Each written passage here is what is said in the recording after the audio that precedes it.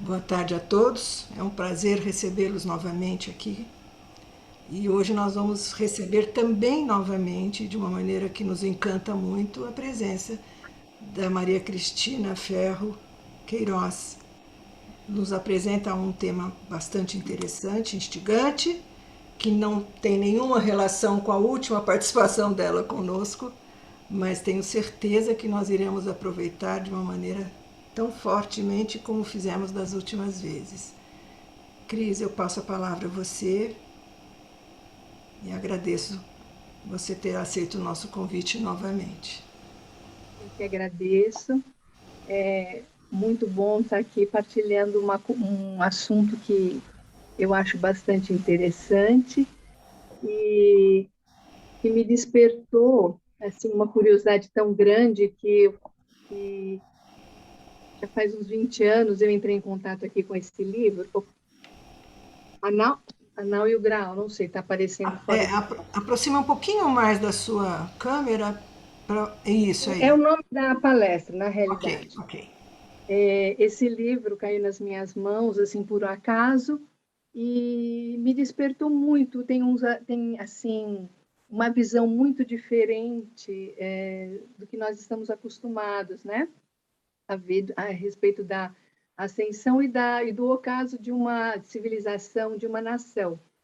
Então, ele é de Dalila Pereira da Costa. A proposta dela é justamente fomentar assim uma reflexão e comentar assim, e vamos dizer assim, isso que ela mostra é específico da nação dela, que ela é portuguesa.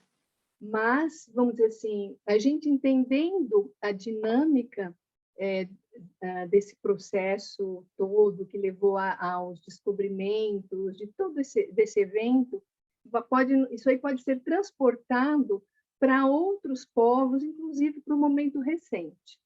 Na realidade, trata-se de um momento em que, vamos dizer assim, Portugal ele ele ultrapassou todas as forças humanas dele como nação através de cada um dos seus indivíduos.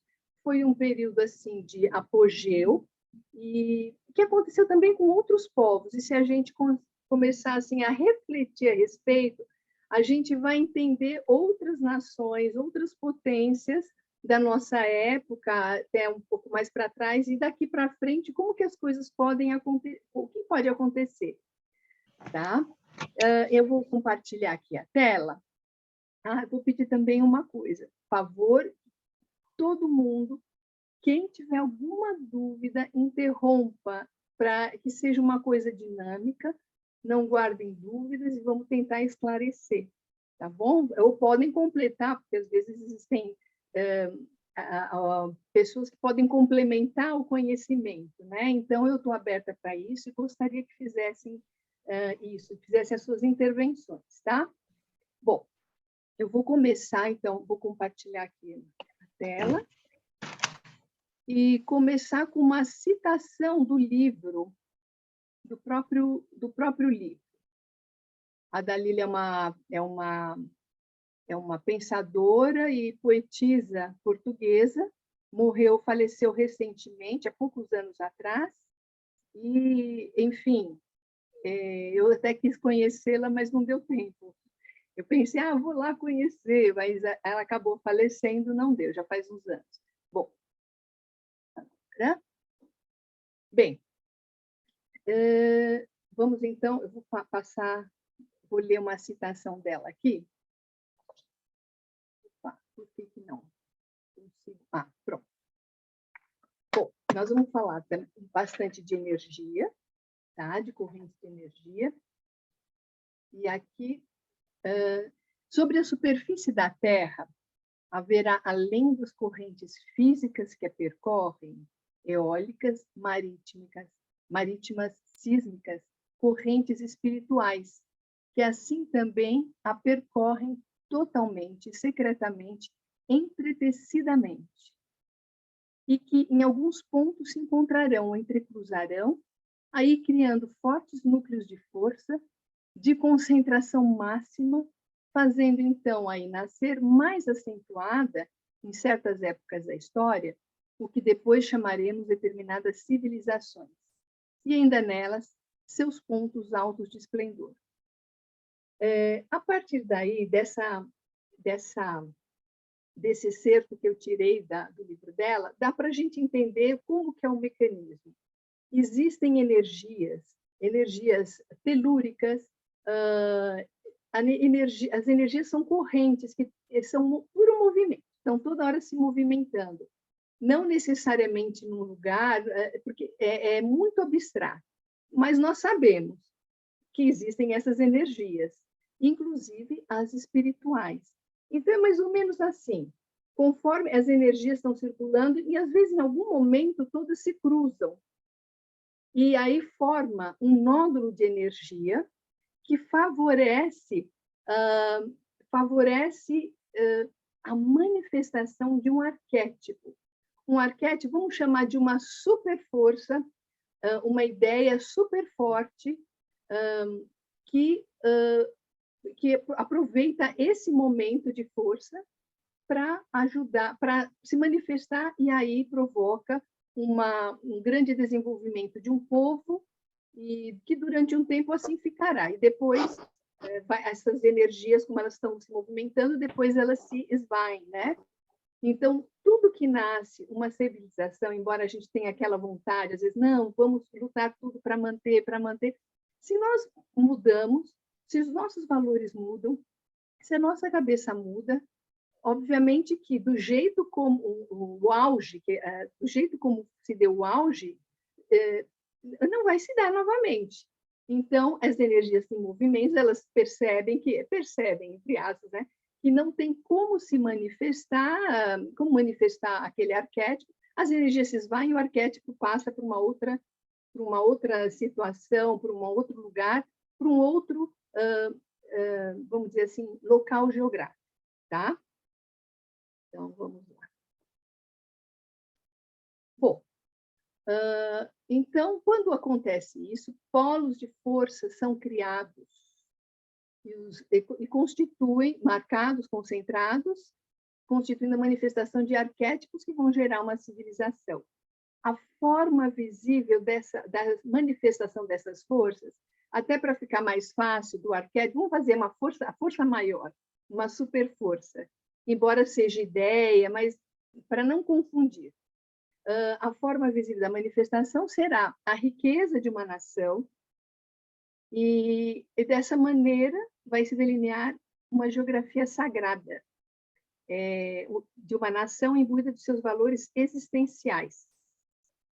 Entre vários exemplos ao longo da história, nós podemos citar Egito, Grécia, Índia, e outros, né? China, Mesopotâmia, fenícios, maias, astecas, incas, que nós conhecemos, e se formos observar cada um desses povos, nós vamos ver o mesmo processo de ascensão e depois de decadência.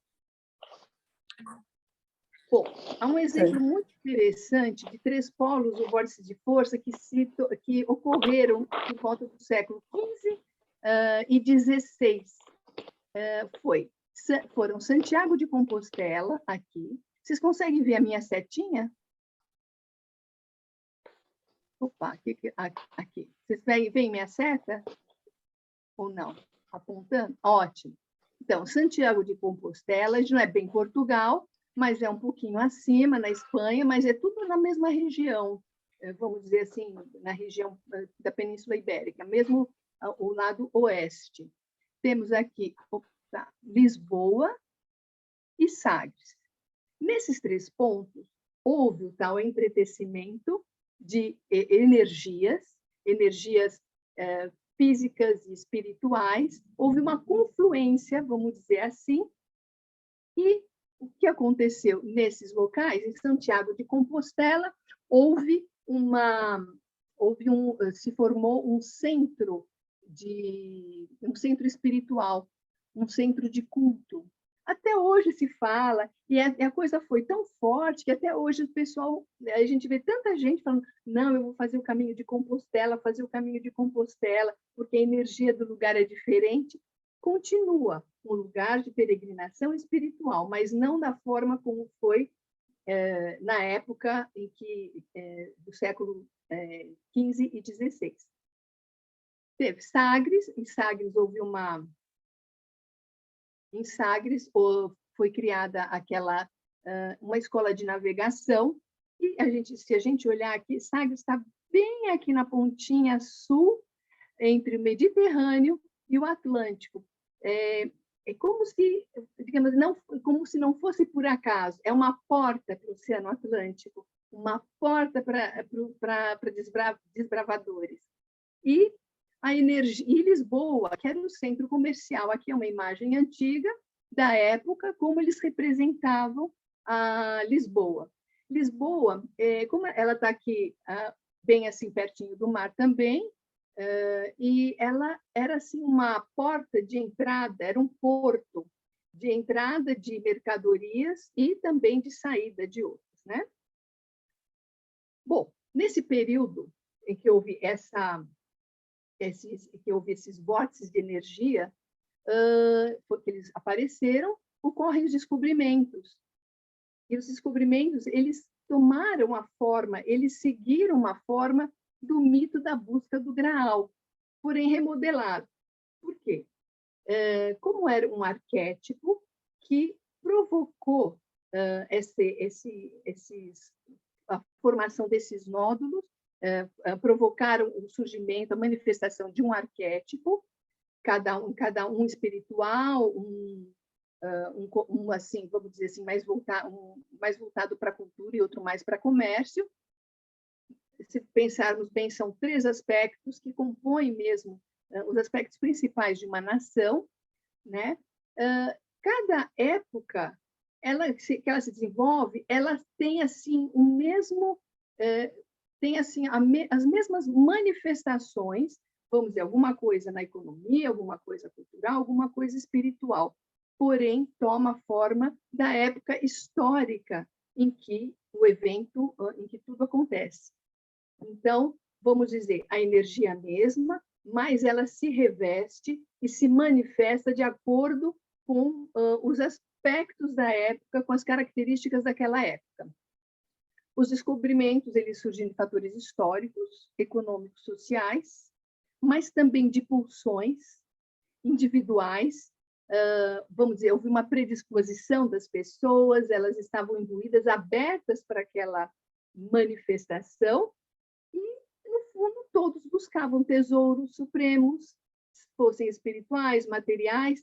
Cada pessoa tem a sua forma de pensar. Lógico, uns estão mais voltados para uma materialidade, outros mais para uma espiritualidade, mas no conjunto de todos predominou justamente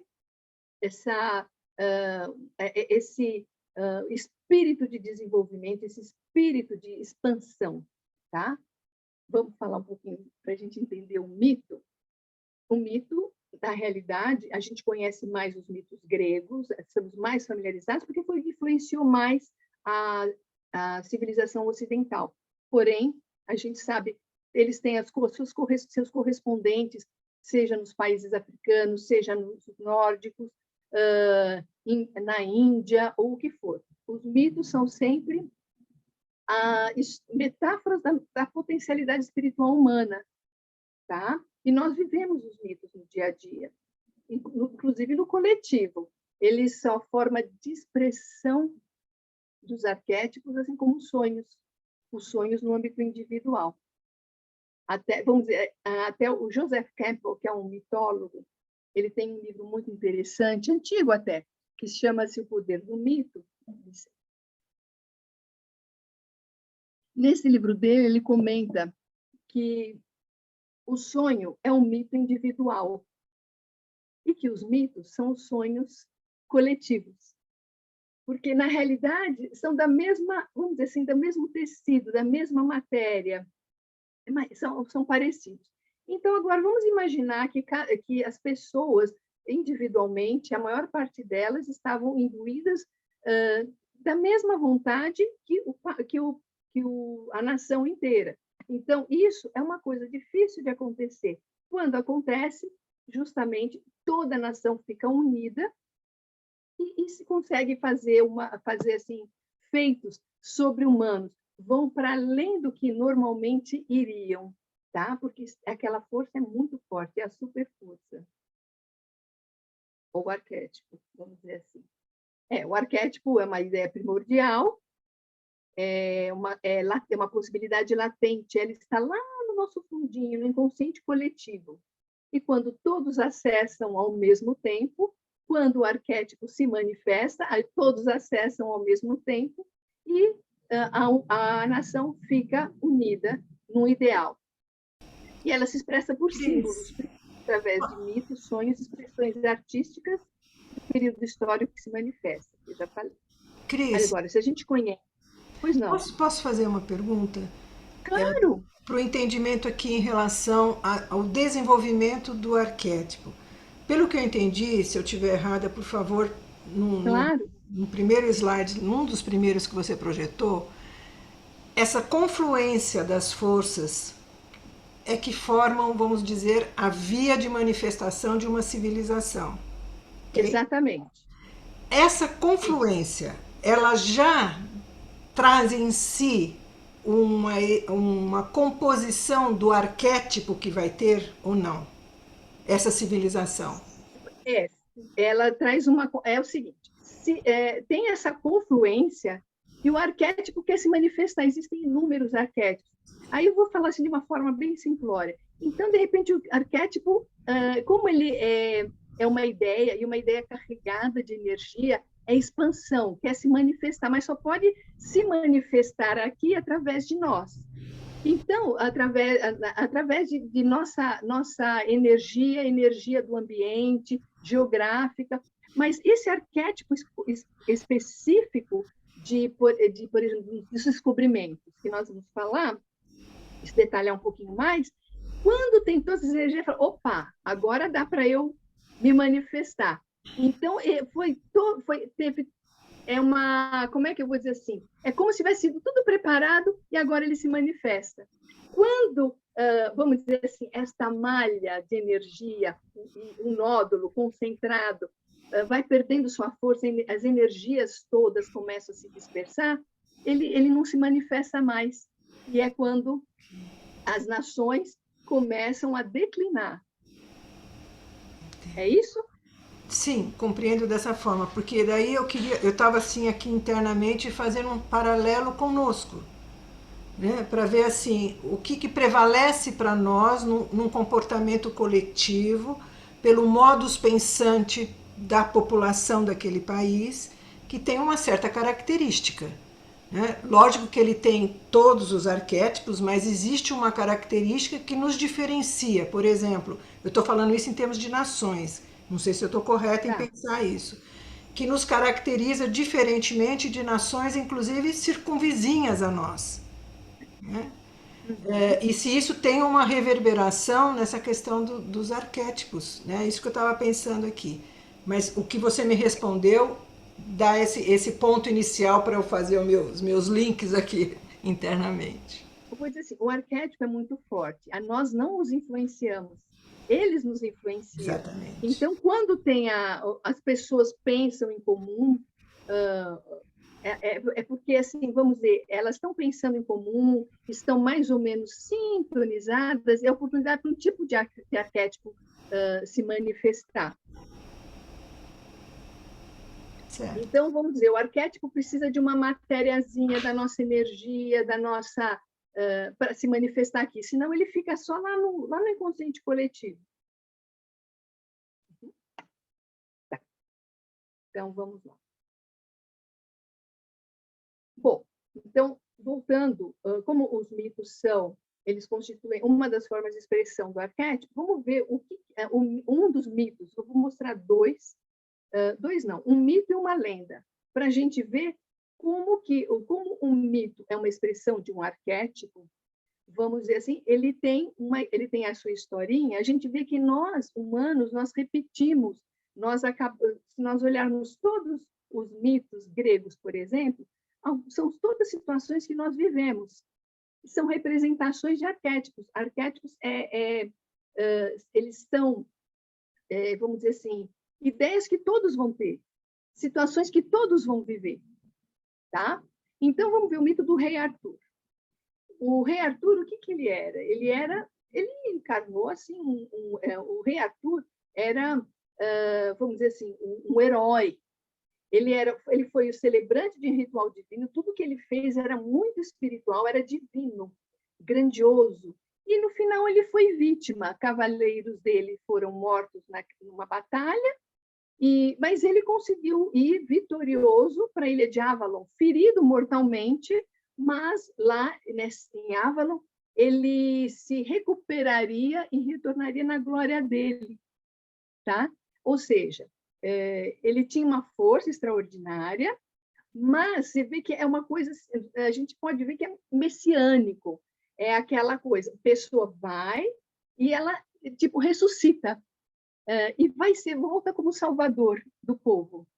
Isso é um messianismo, tá? E a gente vê que ele tinha uma personalidade forte, extraordinária, e nesse mito estão presentes ilha e água. Esses elementos, esses símbolos estão presentes. Aí, vamos ver, e a lenda de São Sebastião? São Sebastião realmente existiu. Ele existiu no século XVI, e ele foi um rei que era muito, muito benquisto, né, pelo povo. Ele também encarnou e viveu o celebrante de um ritual divino, porque ele teve assim, atitudes, comportamento, ele se superou, quase sobre-humano, e também ele foi vítima ao final, como o rei Arthur, numa batalha, mas ele teve uma vitória, mas depois ele morreu nessa outra batalha de Alcácer Quibir, que aqui é uma representação da batalha da época, só que alguns diziam que ele não tinha morrido, não acreditavam. Imagina o nosso querido, nosso ídolo, nosso santo rei morreu? Não morreu. Então começou a vir a crença, a ideia de que ele ressurgiria e viria salvar o povo português, que na época estava meio subjugado à Espanha, e o povo português não queria isso. Então, imagina, nosso grande rei não morreu. Então, qual é a diferença entre o mito e a lenda? O mito ele tem componentes mágicos. Assim, existem coisas que não são reais, que não poderiam ocorrer literalmente. Já a lenda, o que é? A lenda é, vamos dizer assim, uma história real em que as pessoas criam umas crenças e aquilo vai passando de um para outro, de maneira que as pessoas depois começam a acreditar que aquilo é verdade, né? Então, no caso de Dom Sebastião, ele acabou indo para a Ilha Encoberta, e essa ilha encoberta, por que ela é chamada de encoberta? Porque conta-se que tinha neblina, era um lugar desconhecido. Então, aí a gente já vê que é lenda, né? Que não tinha um lugar, não, ele não morreu e ele está em tal lugar. Não, é uma coisa assim, misteriosa. Curiosamente, ele encoberta, assim, não tem uma localização exata, existem hoje em alguns lugares, lá em Portugal, vamos fazer uma excursão até ali encoberta, mas não, tudo isso daí é uma invenção.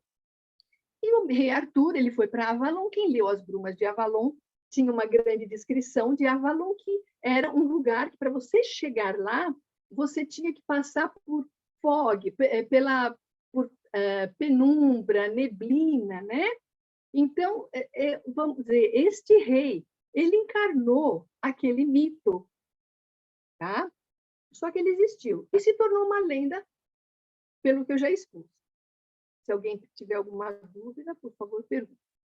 E nesses relatos, tanto do mito quanto da lenda, a gente percebe alguns símbolos ocultos que são tipicamente arquetípicos, tá? E tanto nos mitos celtas, nas poesias celtas e nos mitos que são pagãos, mesmos símbolos aparecem como nos códices cristãos de Alcobaça. Ou seja, aparecem escritos cristãos No caso, Alcobaça, que é também um pouco mais antigo, é do século XIII, mais ou menos, que houve um monge, Bernardo de Claraval, que ele pertencia a um, como é que eu vou dizer, um mosteiro, um mosteiro lá em Alcobaça, e ele ajudou a escrever esses códices. Só que, curiosamente, a gente não sabe se ele foi também um druida, se ele também viajou e esteve lá no meio, sei lá, de grupos celtas, ou não. Mas, seja o que for, foi feito um relato bem cristão e os mesmos símbolos aparecem. E se a gente for olhar em outros povos também, a gente vai ver os mesmos símbolos. Quer dizer, o que aparece na cabecinha de um aqui, na cabecinha do outro, no outro extremo do mundo, que quando fazem os seus relatos, eles têm umas mesmas experiências, né? Então, vamos ver alguns desses símbolos, e que se a gente olhar, principalmente nessa época, ou hoje a gente olha de uma outra forma, a gente vai ver que tem alguma coisa escondida, uma ilha encoberta, ou então uma ilha qualquer, que normalmente a ilha é um símbolo, ela representa ela é intermediária entre o mundo visível e invisível. E quando a ilha, os continentes são desconhecidos, eles constituem um equilíbrio entre o bem e o mal. Então, por exemplo, Arthur ele retorna a Avalon para ele ter o equilíbrio, porque ele estava aqui, vamos dizer, batalhando assim num mundo muito denso. Então, ele foi lá descansar e se recuperar para depois voltar. Então, Sebastião não teve a mesma sorte, porque ele era real e ele em algum momento morreu, mas parte do povo acha que não e começou a acreditar que ele também voltaria, da mesma forma como Arthur. Navio, caldeirão, também é outro símbolo arquetípico que consta nessas poesias, nesses escritos. Se não de forma clara, oculta, velada, mas existe lá nesses escritos. Vamos reparar, o que é um navio, um caldeirão? Ele tem este formato, ele tem o formato de um graal. Então, ele também, ele contém em si, ele é um símbolo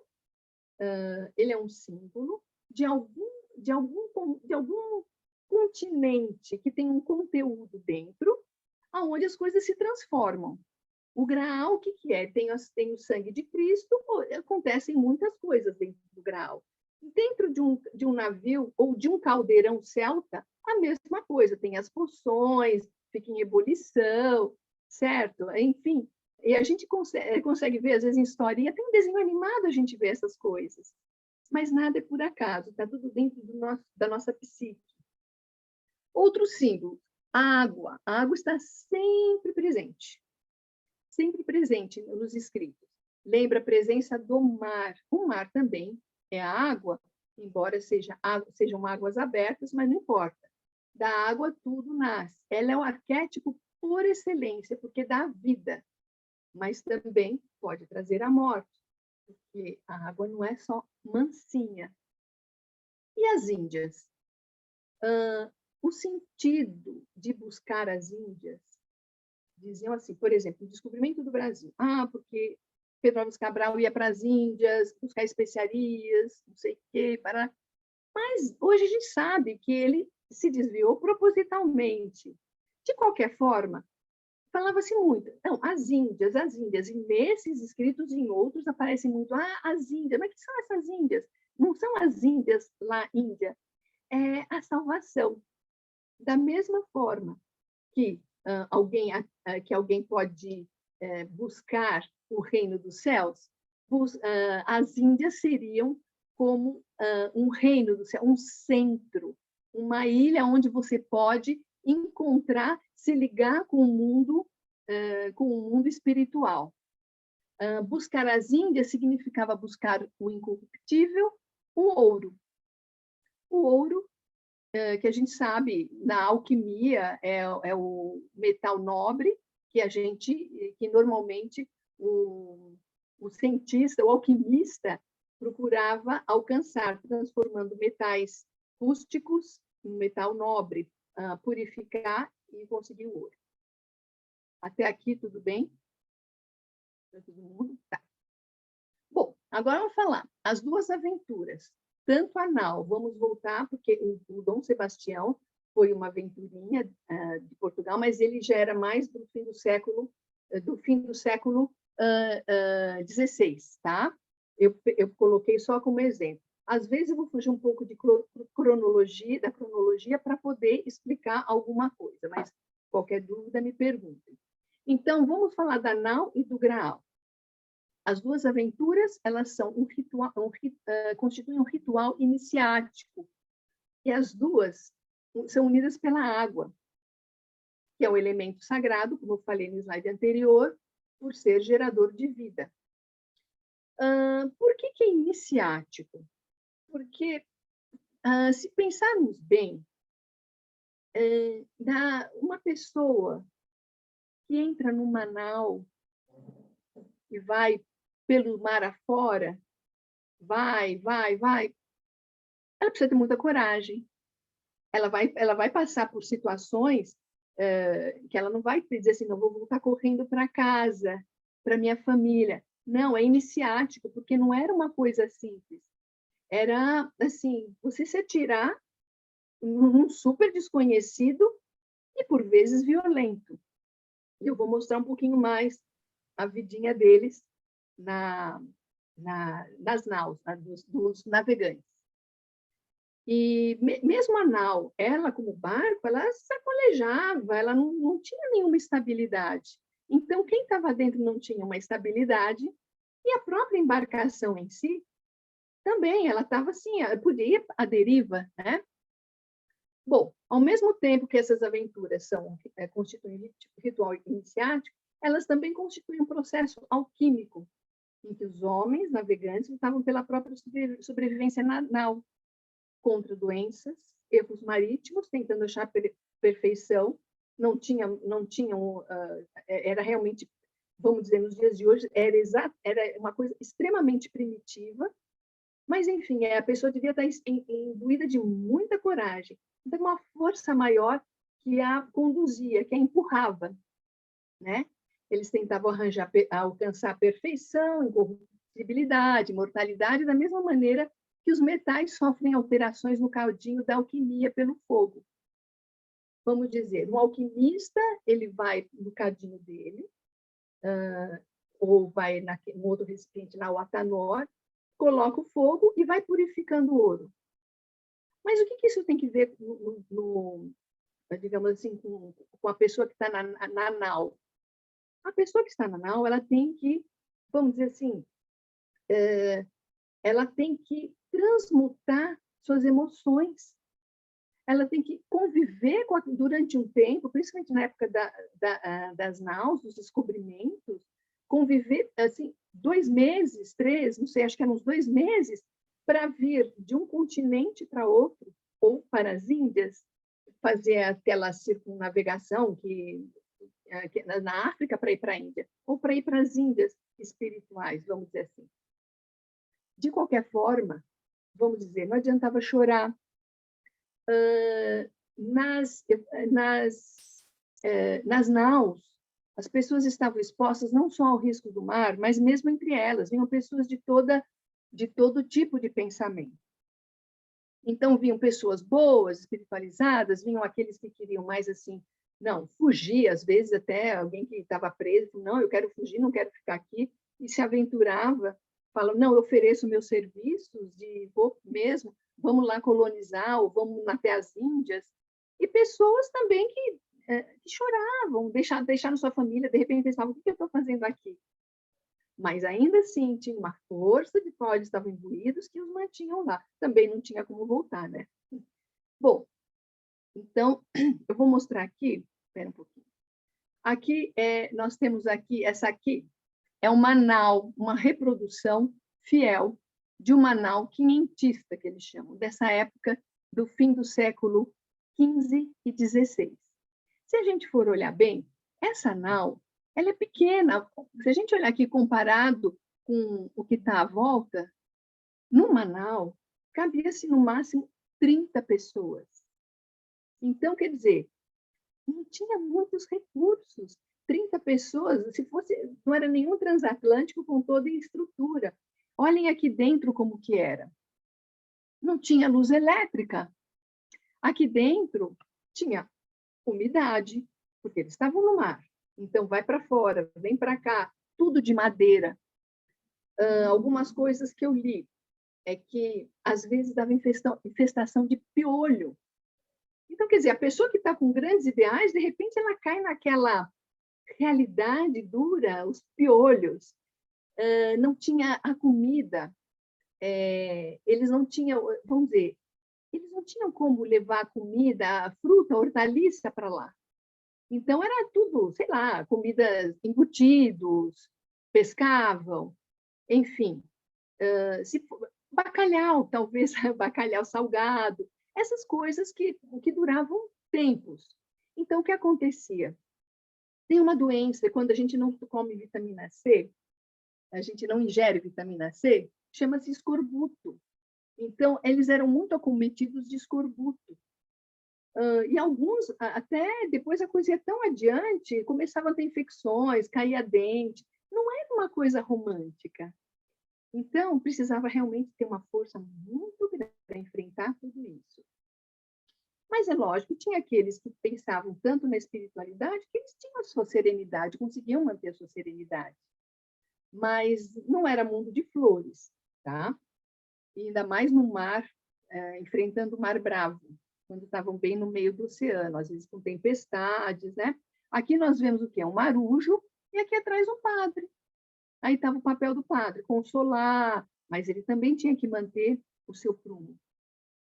Bom, então, entendendo isso, nós, sabendo disso tudo, dá para entender por que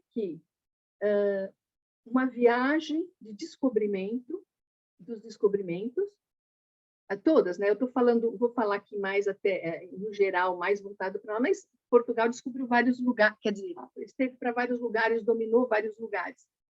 Mas então era uma iniciação e uma alquimia, porque encarar os próprios fantasmas, encarar os próprios medos, não é para qualquer um. A gente tem que estar dentro, muito bem estruturado para isso.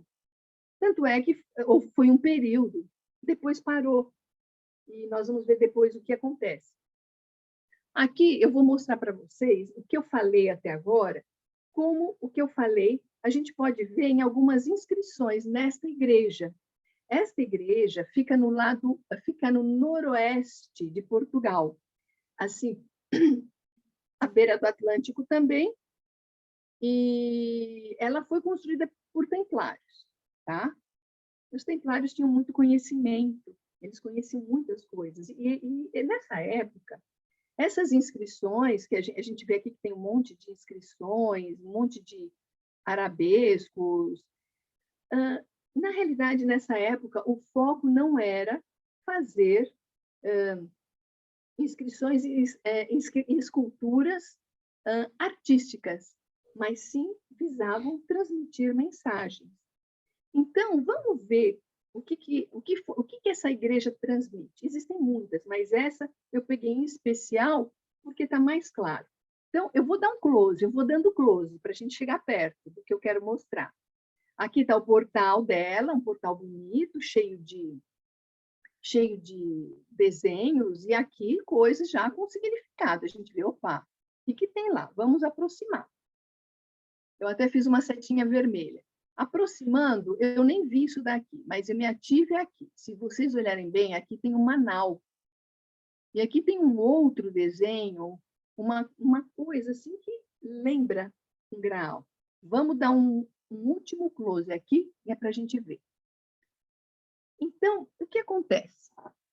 Aqui nós vemos uma inscrição lado a lado, uma nau e uma pia batismal. Um grau, né? Porque, mas o que tem? Não tem uma criança sendo batizada, sendo daqui, é uma pessoa. É um homem. que está saindo. Depois de ter passado por uma limpeza, por um batismo da água, né? Aqui pelo grau, ele está aqui no grau, numa pia batismal, vamos ver assim, ele nasce outro, ele sai, ele renasce, ele surge diferente. Se ele consegue superar aquilo, ele é outro homem, tá? E aqui não é à toa que eles puseram também uma nau do lado disso, quer dizer, é a mesma coisa.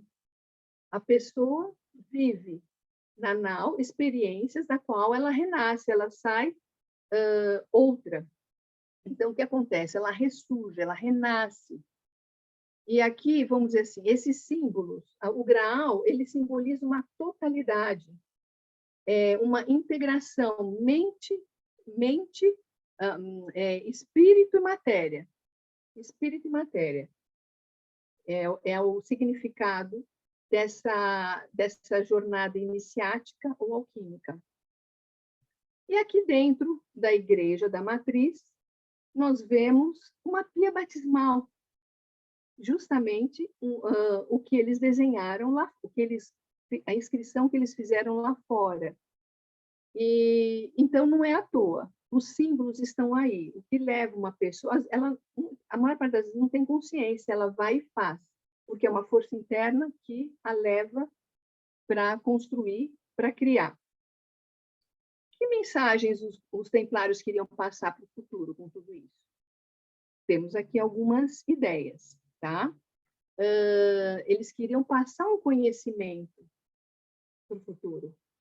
Porém, esse conhecimento dos templários não era necessariamente o conhecimento que todos tinham lá na época, porque as pessoas, às vezes, elas não alcançavam, não tinham noção dessa profundidade, né, dos acontecimentos. E os templários eram detentores de muito conhecimento. Bom, agora, no geral, que tudo isso, essa aventura portuguesa, indica que os portugueses, pela força com que eles foram investidos na época do descobrimento, secretamente eles achavam que eles seriam os guardiães da Terra Santa, da Terra Prometida. Esse seria, ao mesmo tempo, a Terra Santa seria, ao mesmo tempo, o centro do homem, o coração, o vaso sagrado, onde a pessoa se supera, onde a pessoa transmuta, vamos dizer assim, seu eu inferior para o eu superior. Tudo indica que os portugueses pensavam isso. Só que os portugueses não estão sozinhos. Se a gente olhar em Israel, os judeus, eles pensam assim, nós estamos na Terra Prometida, Terra Santa. Se formos olhar, observar os muçulmanos, eles fazem a peregrinação deles, as suas meditações voltadas para Meca. Então, não é uma coisa exclusiva de um povo. Todos têm isso dentro deles, todos querem se integrar, querem ser seres totalmente assim, harmonizados, harmônicos, espírito e matéria, tá? Só que os nossos apelos aqui concretos, nossos apelos materiais, às vezes nos tiram do prumo. Mas em termos de coletivo, a gente conseguia ver isso em muitos povos. Ainda nas terras que Portugal conquistava, a Portugal deixava marcas dos símbolos integrativos totalizantes, que são esses símbolos redondos, que não têm início, não têm fim, de ilhas, são que nem mandalas mesmo. Se a gente for olhar bem, são símbolos redondos, né? E eu vou mostrar aqui para vocês. A esfera armilar, tá? A esfera armilar, vamos ver aqui, essa aqui, que era usada por astrônomos da época. Elas mostram aqui, vamos dizer, uma esfera celeste, e aqui no centro, não dá para ver, ou aqui, nesse aqui, que tem uma esferinha verde, tem uma outra esfera verde que significa, já não mostra, vamos dizer, a externa significa os astros, o cosmo, né? E os círculos, opa, pulei aqui. Esses círculos aqui sucessivos, eles mostram assim, a Terra inteira,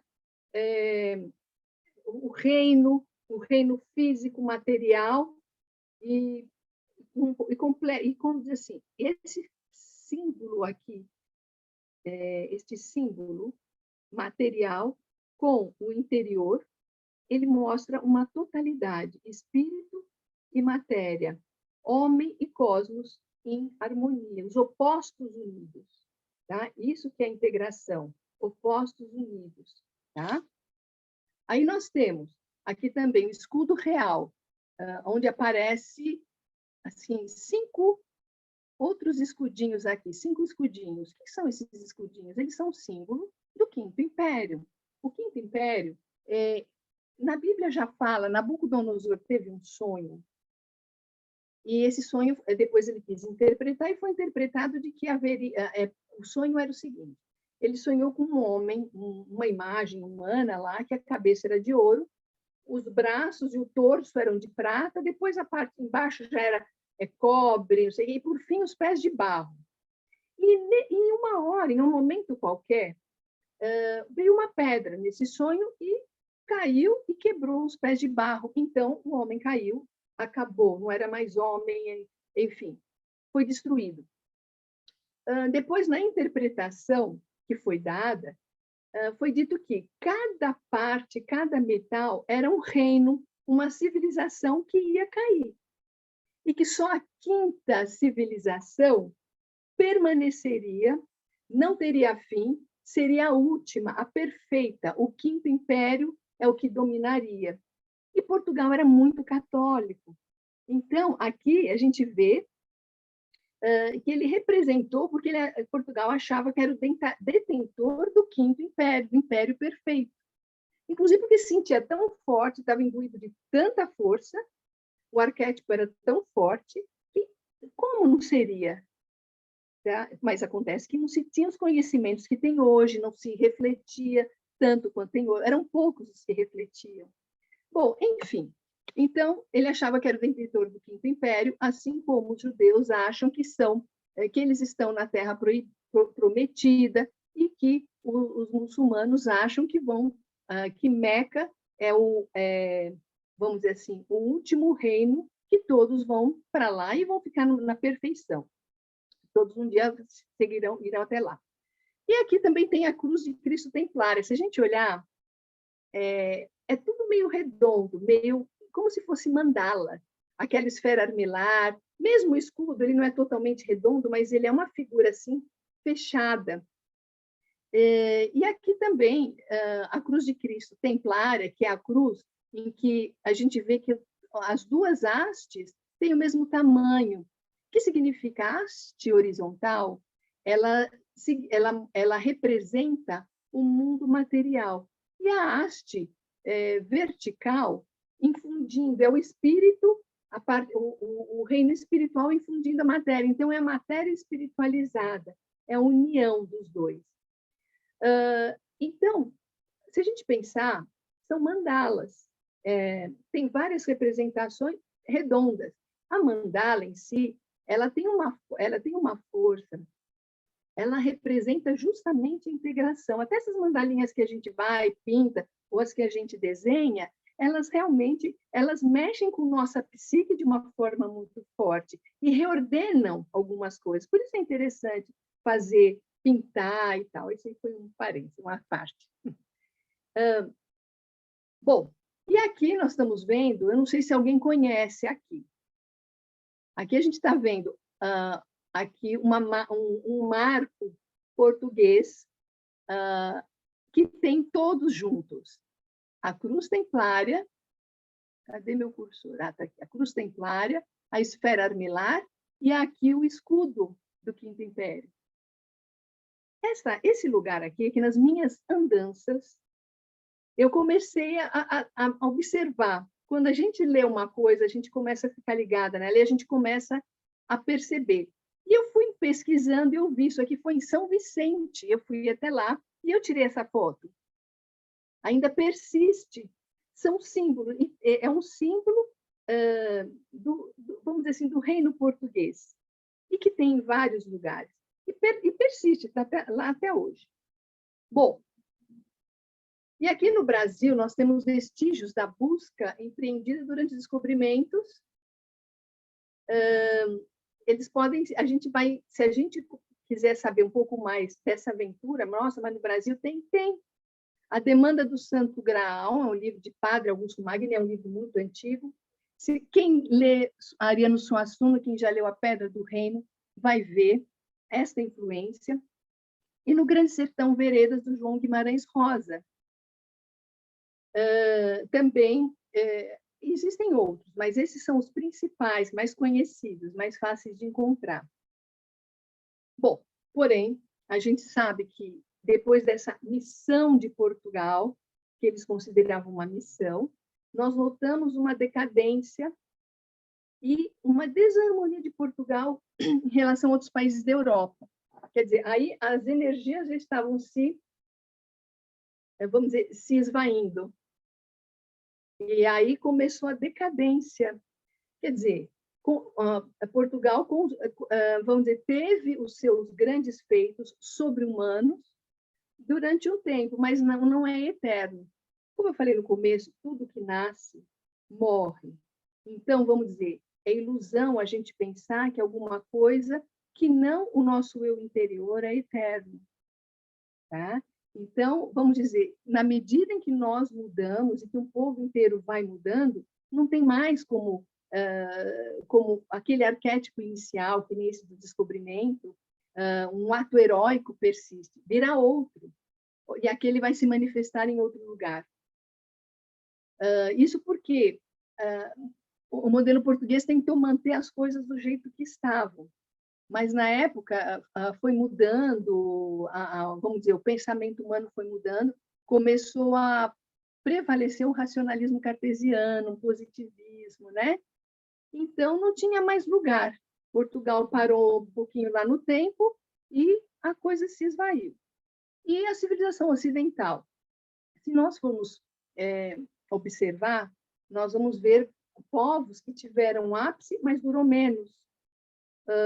Um aqui, outro ali, alguns que estão perdurando um pouco mais, mas começam vamos dizer assim, a esquecer alguns valores existenciais, começa a ser dado uma ênfase, por exemplo, para dinheiro, para economia, massacra outro povo, se aproveita. Temos visto muito isso, né? Enfim, então, a civilização ocidental ela passa por um momento de exaustão e desintegração, o fim de um ciclo. Agora, que novas aventuras os povos estão plasmando? Se a gente começar a ver como nós surgimos e o caminho dessas energias fortes, a gente vamos começar a observar como foi a ascensão dos Estados Unidos, a ascensão de determinado país da Europa, o que está acontecendo? Durante um tempo se sustenta, mas se os valores forem mudando, não se sustentarem os mesmos valores, a coisa declina, né? Então é isso que a gente tinha que falar. Hoje foi mais curtinho. Obrigada para vocês e agora estou aberta a qualquer pergunta que vocês queiram fazer. Deixa eu ver aqui. Como é que... Está aqui. Opa, no share não.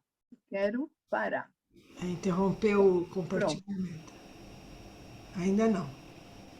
Ainda não? Vai.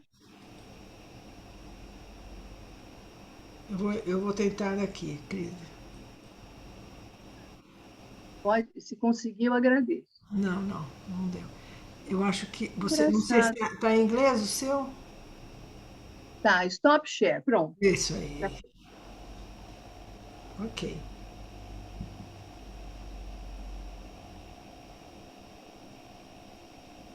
Eu não sei se você é um pouco intrometida ou muito.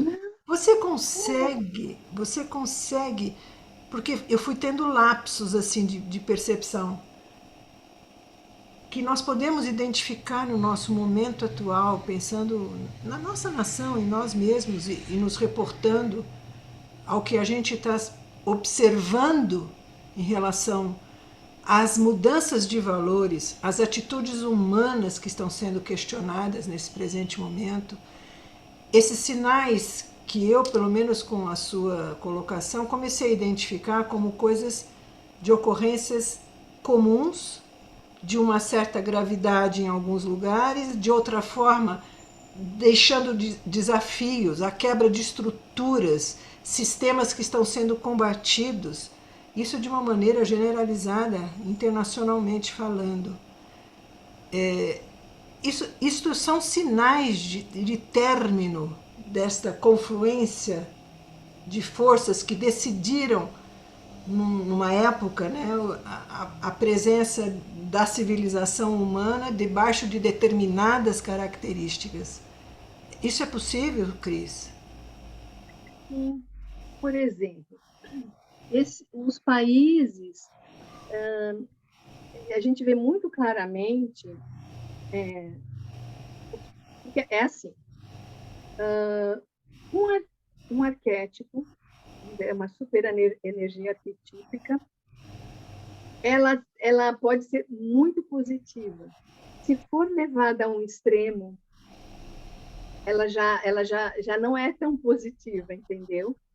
Então, vamos dizer, o que eu vejo agora não é tanto uma coisa de expansão, praticamente o mundo inteiro já está descoberto, o que não foi descoberto nós ainda não sabemos, mas em tese já está tudo mapeado, né? Então, o que eu vejo é que nações pensando totalmente diferentes e com, vamos dizer assim, um viés muito egoísta, todas querendo poder e subjugar os outros. Eu não sei te dizer se na época do descobrimento, ainda pelo fato de ter muitos lugares não descobertos, podia só se lançar ao mar e descobrir um lugar ali, um lugar novo. Agora não, tem barreiras, tem limites, tem novos países, alguns que eram colônias de uns que agora estão assim no auge econômico e foram esquecidas as colônias. Então, o que eu vejo aí no caso é mais assim, não um arquétipo heróico, como na época dos descobrimentos, mas um arquétipo patriarcal, em que um país, às vezes, quer tiranizar o outro, e para tiranizar também, vamos dizer assim, é começar a quebrar os seus valores, tirar os seus recursos, e é um arquétipo patriarcal dominante em exagero. Falta um arquétipo de alteridade, que é você pensar no outro, que é você considerar o outro de igual para igual. Entende? Na realidade, existem 4 principais. O matriarcal, existem vários, mas vamos dizer os principais: matriarcal, patriarcal, alteridade e o da totalidade, que era o que antigamente se buscava. Da totalidade, integração. Quando o patriarcal e o matriarcal andam juntos, ou seja, patriarcal e matriarcal quer dizer um que é organizador, dominador, e o outro que é o oposto. Tem que andar tudo junto, e não anda. Então, eu realmente eu tenho ficado muito preocupada, assim, sabe? A gente pensa, não, vou ser confiante, pensamento positivo. A gente tenta, mas eu não sei. Estamos numa encruzilhada. Eu não sei exatamente o que vai acontecer. Não sei. Mas dá para identificar, sim, o que está acontecendo. Vamos dizer, a desumanidade, a gente vê os refugiados, um país que não quer receber, às vezes até o próprio país que colonizou, mas depois não quer receber, deixou num estado lamentável. Então, isso bagunça muito, né? Então, eu penso assim que é um exagero de patriarcal, daquele que manda, do hostil, e aquele que quer contornar isso tá com menos força. Não sei assim, exatamente até que ponto vai chegar.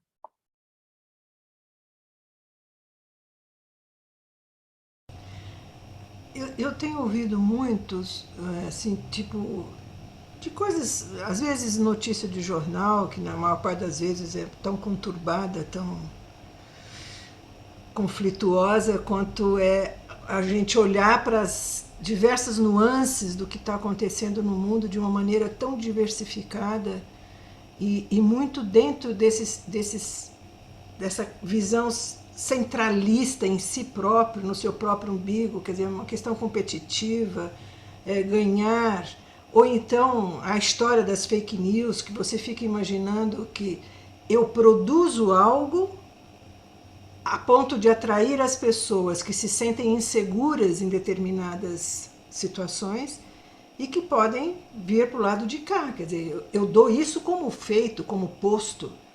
Né? Nós precisaríamos usar, nós, humanos todos que nos defrontamos com isso, do nosso discernimento, para a gente poder, só com a nossa estrutura, com a nossa presença, com o nosso saber, com a nossa intenção, com o nosso propósito, poder analisar essas coisas, porque elas chegam de roldão, muito bem articuladas, não na sua maioria, né? Mas que acabam nos tocando naquilo que nos é mais vulnerável, né? De você, estou sozinha, o que é isso? Como é que eu posso resolver esse problema, né? Olha, diga, É bem interessante esse momento agora, porque é um é que chamamento pessoal, no meu modo de entender. pessoal, porque você tocou num ponto extremamente importante. Nós estamos numa época em que também tem um elemento a mais: informação. Informação, internet e uma profusão, que nem você falou, de fake news.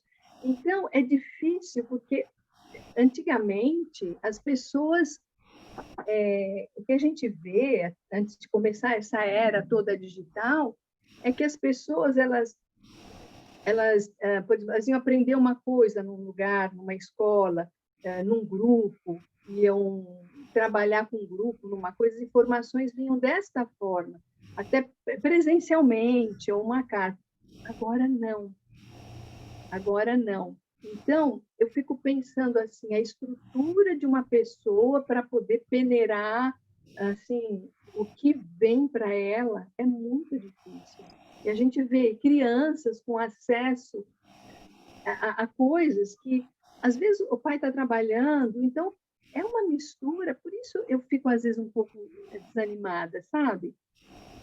Eu penso assim, a gente não pode deixar de acreditar e de fazer a nossa parte. Mas eu estava vendo, assim, uma palestra em que eles falavam justamente como que a informação desestrutura toda uma pessoa ou estrutura. E que, às vezes, ocorre, tá na internet, a pessoa está pesquisando uma coisa aqui e ou cai numa página qualquer, não era o que ela queria, passa, mas que tem os algoritmos que identificam e depois começam a mandar para ela as coisas pertinentes àquilo e fala coisas dela que nem ela sabe a respeito dela, pela conclusão que o algoritmo tirou. Vamos dizer, conclusão, pelo que ele identificou.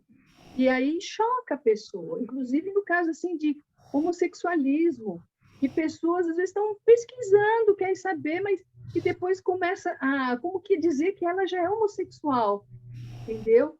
E que gera alguns conflitos. É muito sério. Então, é difícil fazer uma coisa coletiva com essa bagunça toda individual.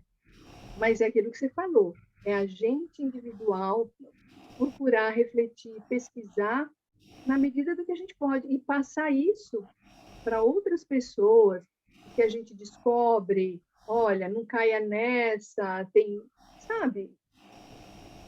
Talvez seja ingênuo, não sei, mas eu não vejo outra forma assim de imediato. Eu acho que é sempre sim mesmo, é nos responsabilizar pela estabilidade que a gente possa ter diante do nosso propósito, né? Isso. E trabalhar em cima disso, no sentido de divulgar, trocar ideias, comentar, né? Receber, porque cada um de nós que está aqui presente tem um ponto de vista Inclusive, sobre tudo que você falou, a despeito de você ter mergulhado nesse assunto, mas tem algo que vibra em torno disso, né? E essas coisas têm que rebater conosco, porque é mesmo uma era de informação e é mesmo uma era fortemente marcada por um sistema de transformação, que nós vamos nos transformar enquanto civilização. Os nossos valores. Existem coisas que estão fortemente sendo combatidas, né? Eu acho que cada uma de nós aqui, como mulheres, vamos sentir isso muito fortemente, com nuances muito diferentes entre nós, diante da nossa cultura, da nossa educação, tudo isso. Mas não podemos, nenhuma de nós vai poder dizer que a gente não está sendo levada a um questionamento com muita força e de uma maneira muito íntima e profunda, simplesmente por sermos mulheres. Exatamente. Então, A gente tem que unir. e não só isso, e outras coisas que estão sendo combatidas, quer dizer, os refugiados é outra coisa que nós refletimos profundamente, quer dizer, pessoas tiradas por ganância, por incompreensão, ou por direção correta, e eu acho que o caminho é esse, sequer pensa na nação, o caminho é esse, vamos embora.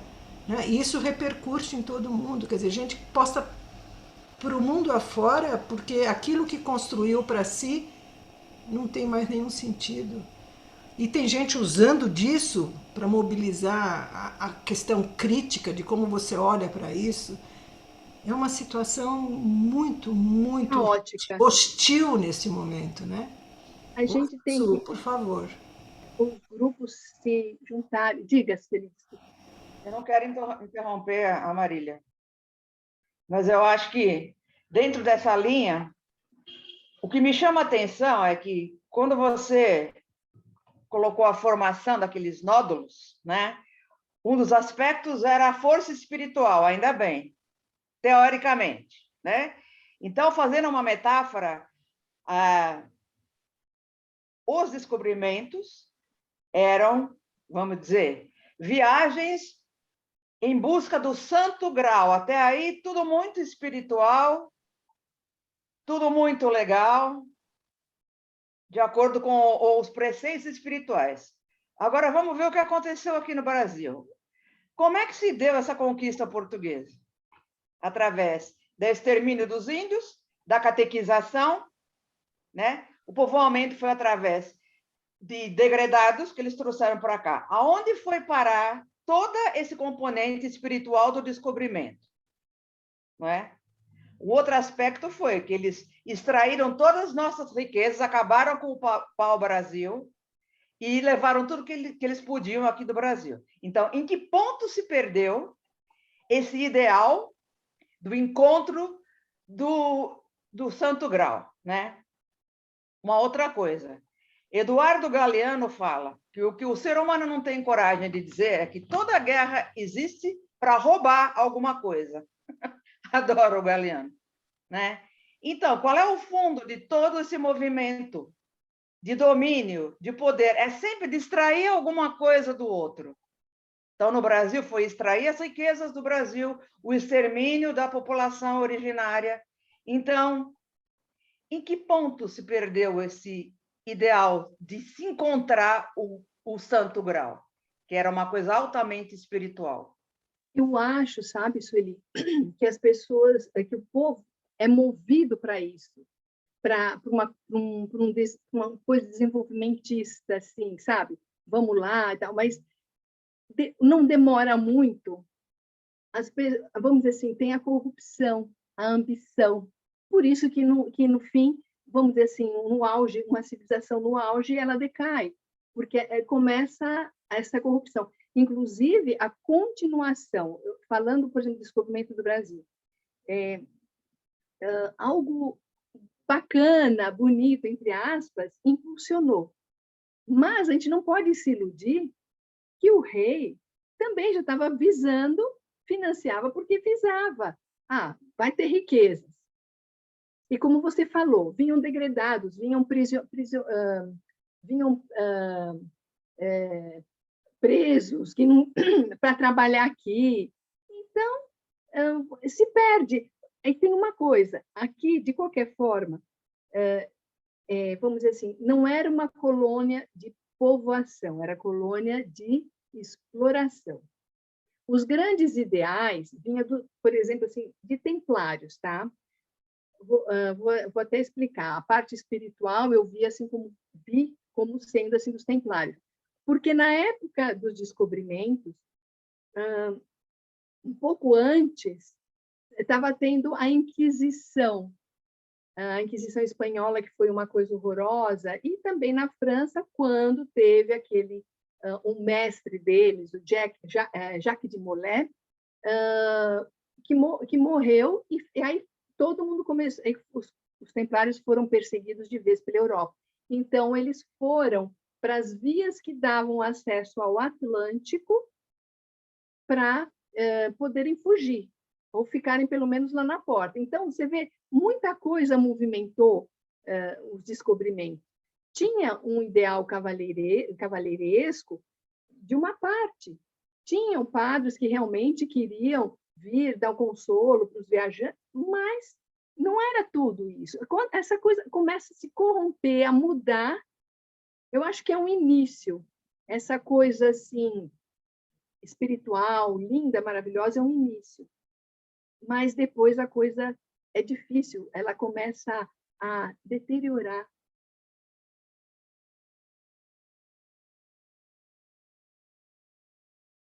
É o que eu penso, né? Tanto é que eu não falei.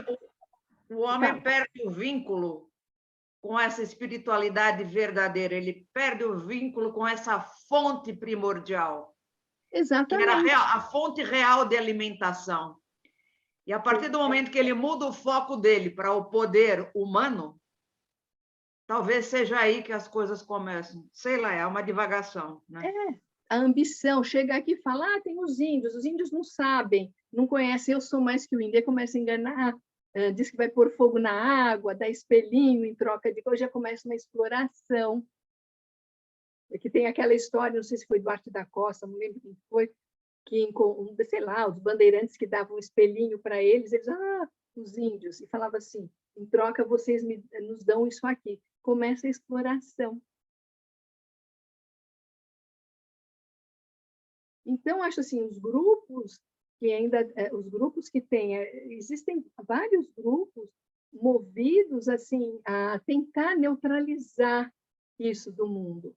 E a gente tem que se unir, né? Por outro lado, não podemos nos iludir que está uma barra pesada e que não aconteceu agora, está vindo, está vindo, está vindo.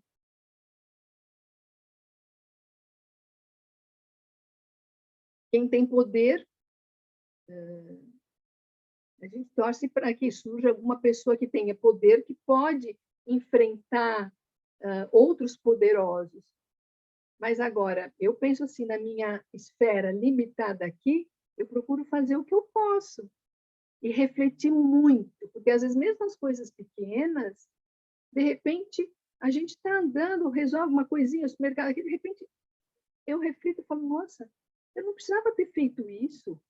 Por que eu fiz isso? Entende? Eu tento atuar na minha esferinha aqui, né? Limitada, e tentar estar em contato com outros grupos, enfim. Mas para manter no centro o meu foco.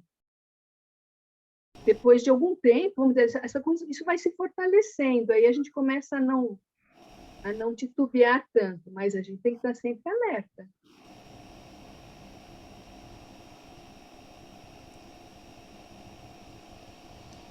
Eu fico sempre muito curiosa se uma fala como esta sua, no final, que eu comungo completamente, inteiramente dela, se isso repercute nas pessoas e talvez seja até um convite para a gente conversar aqui entre nós e nos fortalecermos nisso, né? Porque, para mim, o caminho, como você diz, é através de cada um de nós. Isso não quer dizer que nós vamos ter uma mudança assim, então eu, se observar, se eu passar a olhar todos os dias, eu vou ter o meu caminhar mais tranquilo, não vai ter... Não é, nós estamos no meio de uma mistura dessa geral. Né? Isso são as confluências de forças mesmo, que nós não podemos ignorá-las. E elas vão nos influenciar e influenciam o tempo inteiro. Então nós vamos nos ver em momentos que nós estamos, vamos dizer, numa curvinha mais baixa, mais desanimados, sabe?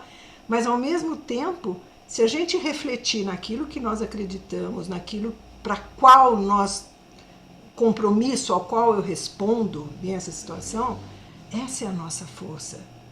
E eu não dependo de quem está lá fora para exercer a minha força. Eu não dependo de presidente, de autoridades, de professores, dos meus próprios mitos, se eu olhar para a minha força.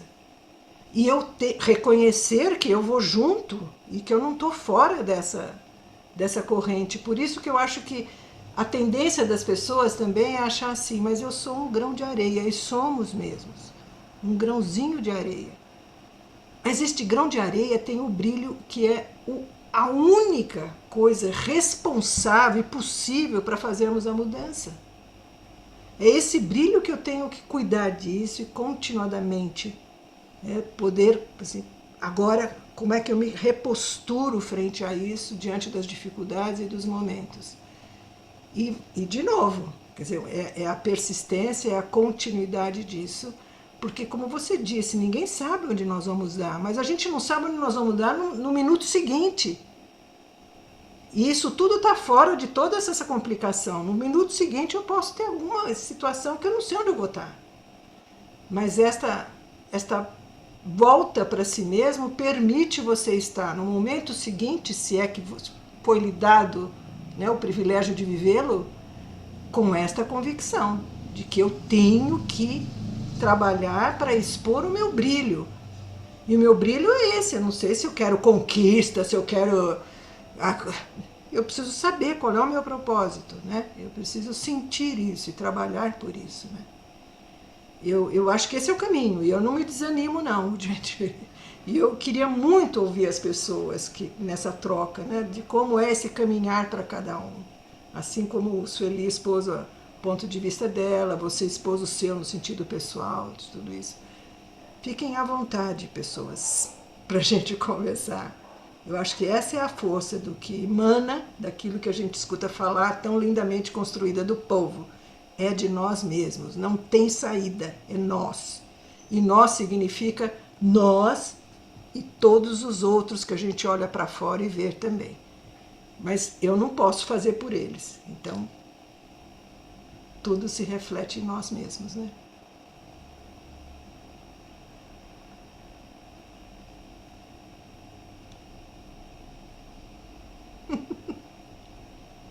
Ninguém quer falar? Bom, eu penso uma coisa. Nada é mais contagiante do que um exemplo. Então, o que você falou, eu luto por mim, a minha esferinha, e eu não sei, mas eu espero que ajude alguém ao lado. Por exemplo, até penso assim, tem minhas netas, converso muito com elas, elas observam, então eu falo assim, opa, pode ser que tenha uma semente aí, assim, sabe? Outras pessoas, sei lá. Não que eu pense, não, deixa eu catequizar, passar. Não, não é isso. Eu penso assim, puxa, eu acharia, eu acho assim, é aqui na minha casa, é ali na padaria, é ali no açougue, é ali no trabalho, em todo lugar. E é assim, como você falou, a gente está saber, é isso que eu quero, é isso que me faz bem, é isso que me faz feliz. É uma escolha, né? E se manter no prumo. Aí.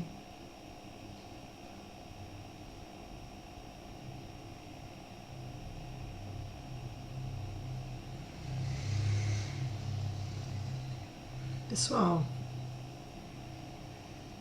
alguém gostaria de se manifestar?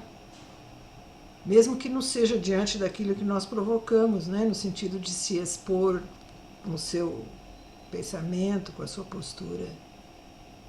Mas pode inclusive trocar conosco, que estão refletindo a respeito, né?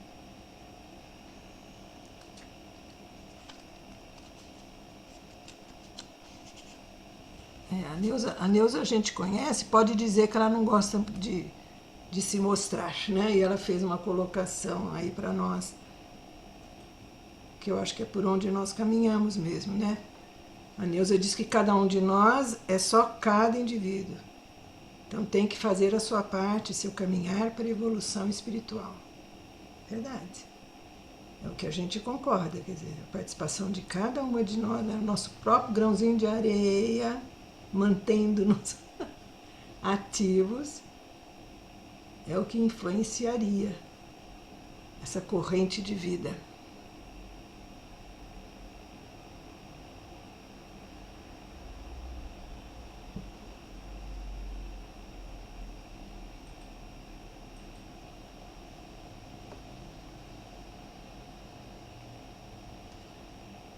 Bom, Cris, você fica à vontade, amor, se você gostaria de ter alguma comunicação que nós finalizássemos. Eu agradeço muito a oportunidade. É muito bom estar aqui com vocês. Somos nós que agradecemos essa oportunidade de podermos conversar a respeito de conhecimentos que você nos trouxe, que a mim não era, faz parte do meu conhecimento, mas a gente poder refletir até juntas, né? E de uma maneira tão naturalmente que nos bate aqui internamente. E, de certa forma, eu compreendo que a presença de todas as pessoas também é um elo que se mantém daquilo que está sendo aproveitável, né? Porque o nosso tempo, né, poderia não estar conosco, tudo mais, mas eu agradeço, em primeiro lugar, a Cris por ter trazido esse tema tão instigante, né? Já tem gente dizendo, mais um grande aprendizado, agradecendo por isso. Muito obrigada, Rosa. E agradecer a presença de cada um de vocês, que nos é sempre um motivo de muita alegria e satisfação. Aproveitando a todos, quero antecipar, na próxima quarta-feira nós voltamos a receber um parceiro nosso, da mesma forma que a Cris já o é também. Não sei quantos de vocês já viram o trabalho do Anderson de Prado, que ele até acoplou o nome dele de ser conhecido desde as questões pessoais e de formação dele, Pinduca. Então ele é Anderson do Prado Pinduca. Ele vai nos apresentar um tema absolutamente atual. É o metaverso e a saúde física e mental. Então estão todos convidados para a próxima quarta-feira, sabendo que esse convite é extensivo a quem vocês quiserem transmitir isso, porque talvez tenham interesse nos temas, tudo isso. Então está sempre aberto para a presença das pessoas que vocês trazem para cá. Então, nossos agradecimentos. Muito obrigada, Cris. Uma boa noite para todos e até a próxima semana. Boa noite, gratidão. Sua linda, Marília. Obrigada, Neuza. Obrigada, Cris. Obrigada, Marília. Boa noite. Boa noite, Solinha. Tchau, obrigada, Cris. Obrigada a todo mundo. Tchau. Boa noite, Cláudia. Boa noite. Boa noite. Boa noite, Sussu.